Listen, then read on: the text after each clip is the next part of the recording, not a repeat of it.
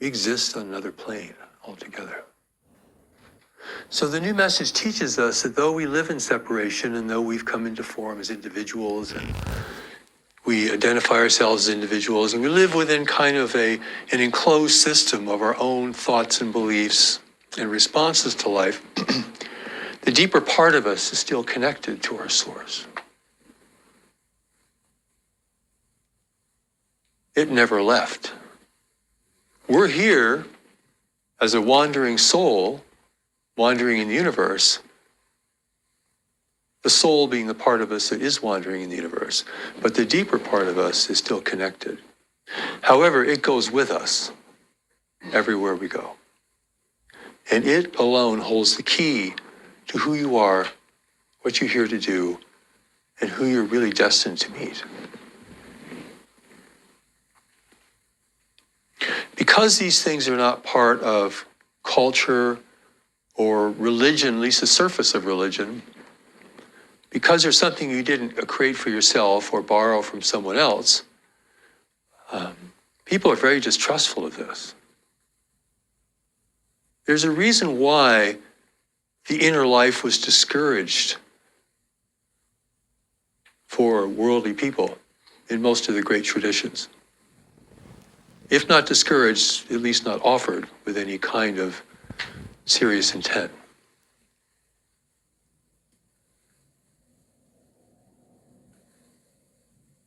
There's a reason why the way of knowledge was left out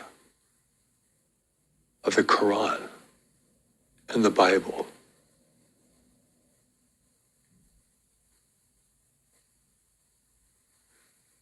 Not by the messengers, but by those who seized upon their work and their life and their examples. What initiates us is not some magic potion or secret formula or strange script or recitation. It is something beyond us that re-engages with us. And that begins to bring an end to our totally isolated, separate existence. This is initiation, but it's not initiation into a higher level of ideology or a higher level of belief. It's to reinitiate us or to initiate us into a deeper relationship.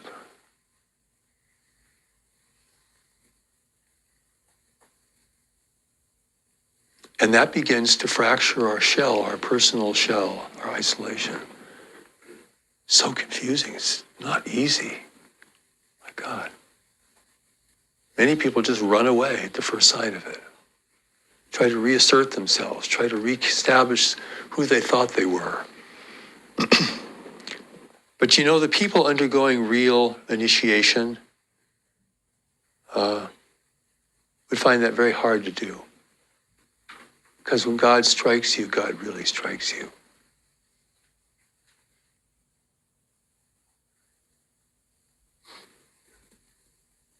You see, the journey is not just giving over your power to God. I'm going to have God lead me in everything. God will produce miracles for me. God will open the way for me. That's spiritual welfare. God sent you there to get those things done. The things that you can't seem to figure out, but which live within you and have gone on this whole journey with you until such time, should you reach the level of maturity, honesty, and humility, that you may be able to discover these things. And that is when the rays of initiation will shine upon you. You don't have to be special or magnificent. Very ordinary, actually. If you're ambitious, you will not be chosen. If your life is about self-assertion, self-fulfillment, self-aggrandizement, you will not be chosen. This is very important. The people who seem to be bold and daring and magnificent, they will not be chosen.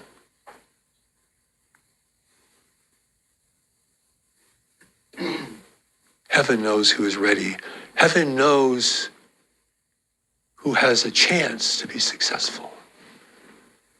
Not a certainty, but a chance.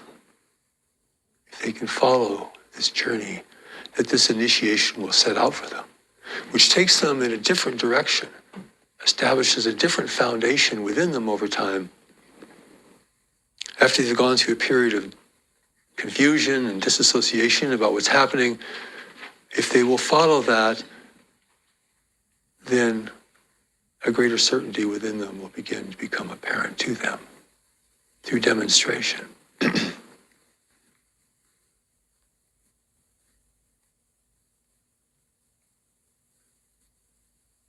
So part of the initiation is being struck from beyond by the angelic presence. Not by a guru, not by an avatar. They don't initiate. Sorry. It's from higher powers. I do not initiate. Heaven initiates.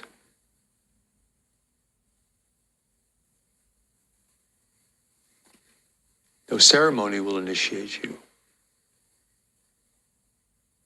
No arduous spiritual practice will initiate you. It must be from those who sent you and who watch over you. They have the reality that you're going to discover from that point on, should you continue and be successful. The other part of the initiation is knowledge within you, which responds and confirms what is happening to you. This gives you the power to follow the invisible light.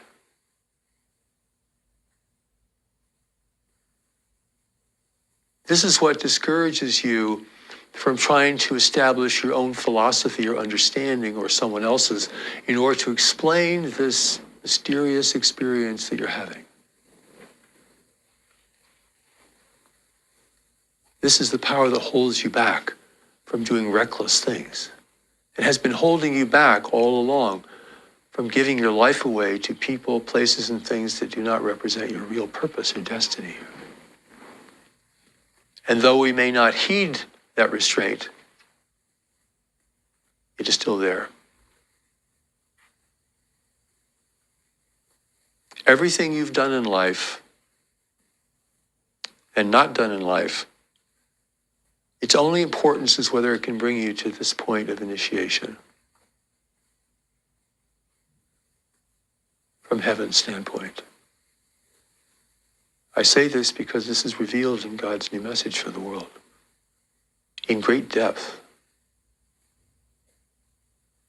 And it also tells us the criteria for discerning the true person who's been initiated from one who only claims to be so, who seizes upon this as an opportunity to assert themselves or to establish themselves in the world for their own personal gain.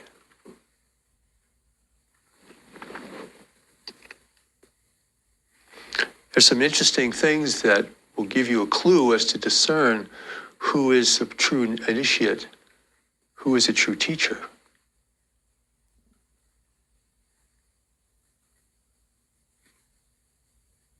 Who represents the will of heaven and who represents themselves in the name of heaven.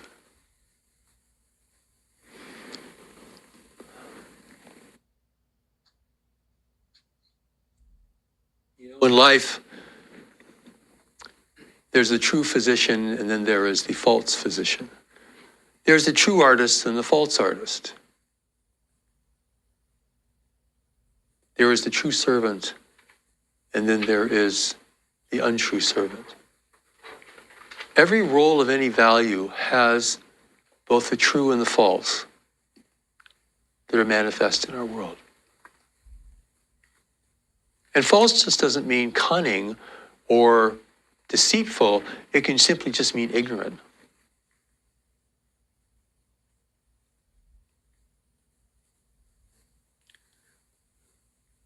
Our spirituality isn't an aggregate of spiritual ideas, spiritual behaviors, even spiritual practice.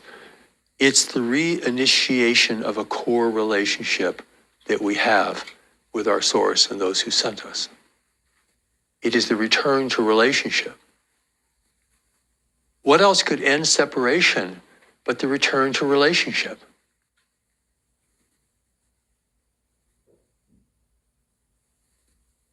So, redemption is really the return to relationship, established on a true foundation, without personal ambition, without people using each other as resources. A natural and purposeful engagement. It's not focused on personal fulfillment, but ultimately on service in the world, service to others, service to life.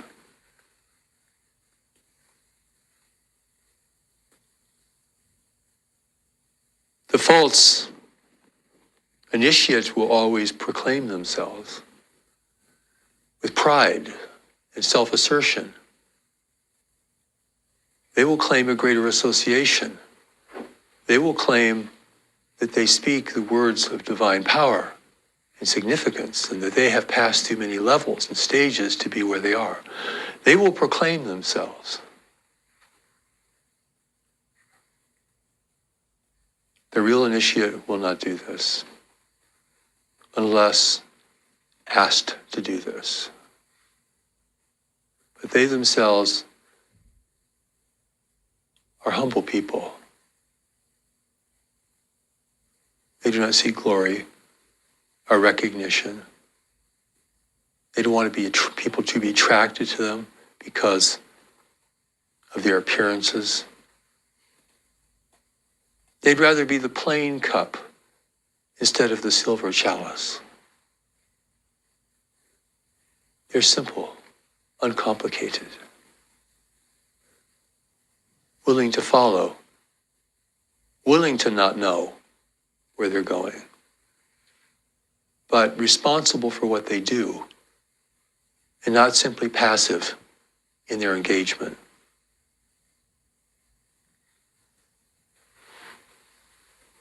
Everybody wants to be special in this life until they see that they're here for another purpose. And spirituality gives people tremendous opportunity to assert themselves as being special, as being experts on the divine.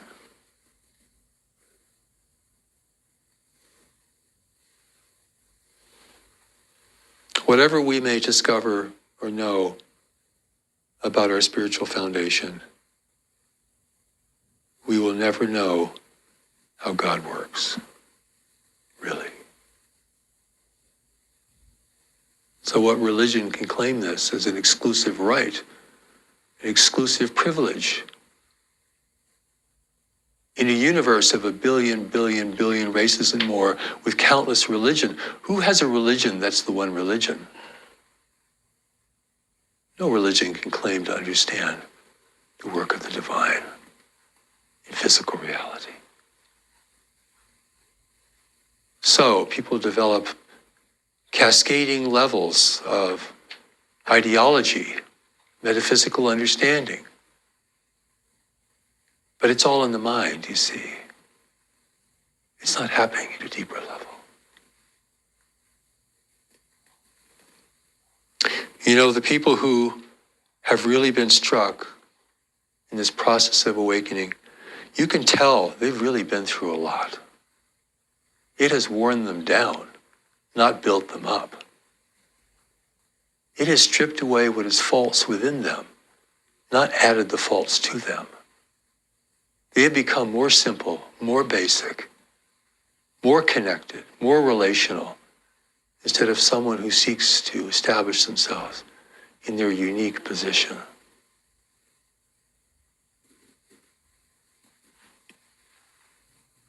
They do not speak with pride.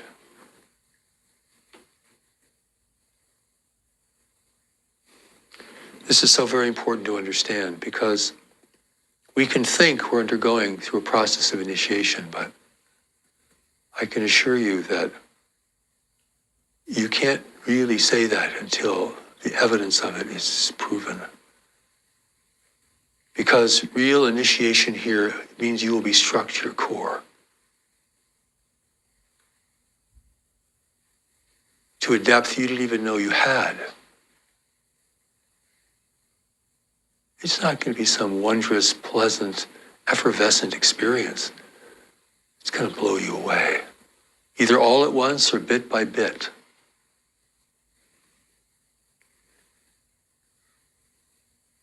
That's how powerful this is. No person has this power.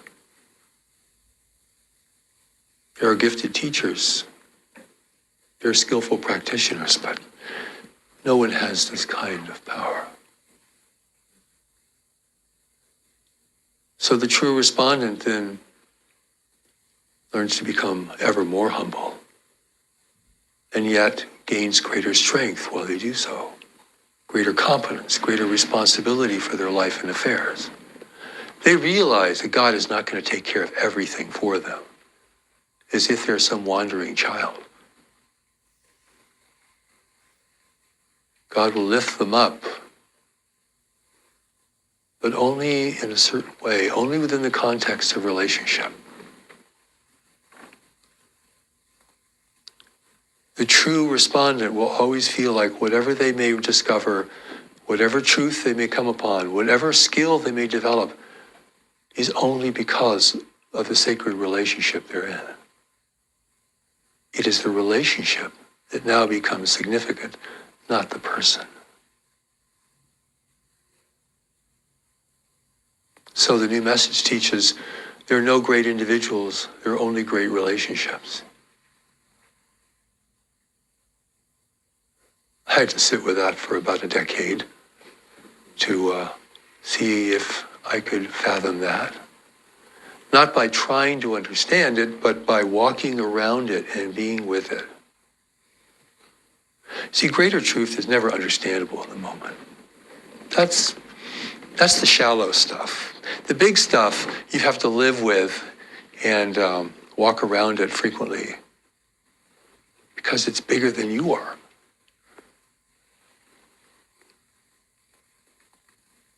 You're called for a purpose, to be in the world for a special role, which was the role you were born with. And now you have reached a point of readiness or a point at which others who you're destined to meet need you for this kind of event to happen. Something is beyond our visual range. We don't know that we're part of a greater coordination. We think it's all about us and what we're going through and our enlightenment and our fulfillment and our happiness. No, this is about something else. You are a participant. You are not the main attraction. I, as the messenger, am a participant. For the message is always more important than the messenger. Something that religions and people over the centuries have misunderstood.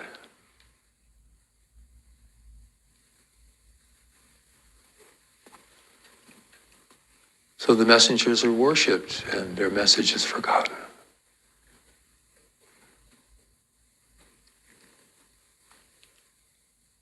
So there is a kind of sobriety here that is actually very important to recognize. And you will realize that something big is happening in your life, even in the initial phases of it emerging. And you won't be able to understand it because you can't understand it. Until you travel this journey, you will not really know what it is. And you have to give it time to take you where it wants to take you, because that's on the other side of the mountain from where you are. You can't see around those corners. And it's better that you're not, because if you could see where you're going, you might feel tremendously inadequate and want to run away. Heaven needs to know that you're willing to take this humble journey without asserting yourself, without trying to turn it into some kind of profitable enterprise, without trying to become a superstar. I'll tell you something else that's really interesting about the new message. It says there are no masters living in the world.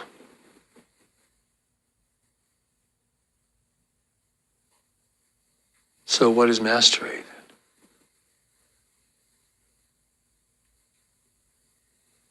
It talks about advancement. Oh yes, it does, but not mastery.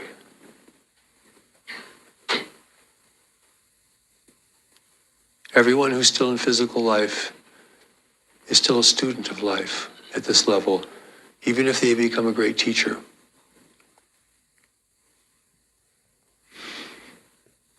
This levels the playing field and begins to create an alternative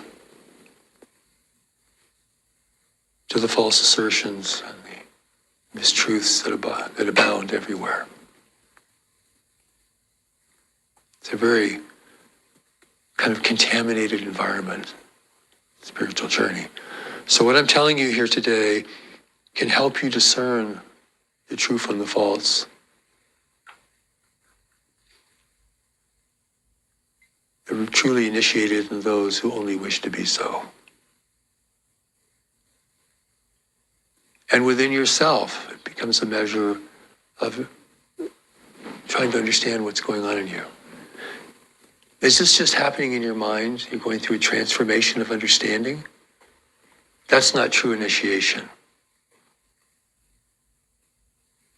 To the self-assertive person, it looks like it is. They think it actually is. This hits you so deep. You'll stagger with it for a while. Heaven gives you time to do that and to wander and to try to see if you can come around to it. In this way, we're all being tested. There's no assurance we can really do what we came here to do. To have that level of engagement, humility, and relationship, service. We have to prove that. The potential's there, yes. But we still have to prove it to ourselves and to those who sent us before greater things are given to us. That makes sense. Someone may claim to know the wisdom of the universe, but can barely function in their own life. Claims are easy. True accomplishment is not. So I want to give you this understanding because it's important for you to know what is real from what is only unreal. Because we live in a world where so much is unreal. There's so much copying of the truth, so much misuse of the sacred texts, there's so much assertions about the former messengers. How do you discern the gold from the dross? The true thread, the golden thread from all the coarse material around it. It appears to be golden. This is wisdom. With power comes responsibility, humility, and wisdom. They all go together. Power without these things is a personal endeavor only.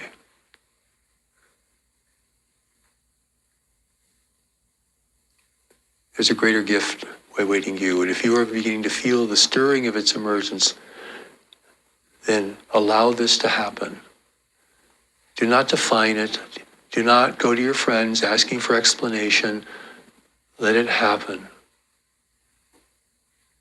It might be scary only because it's powerful, but it's entirely good if it be real. And how do you know if it's real? Because knowledge within you will allow it to happen.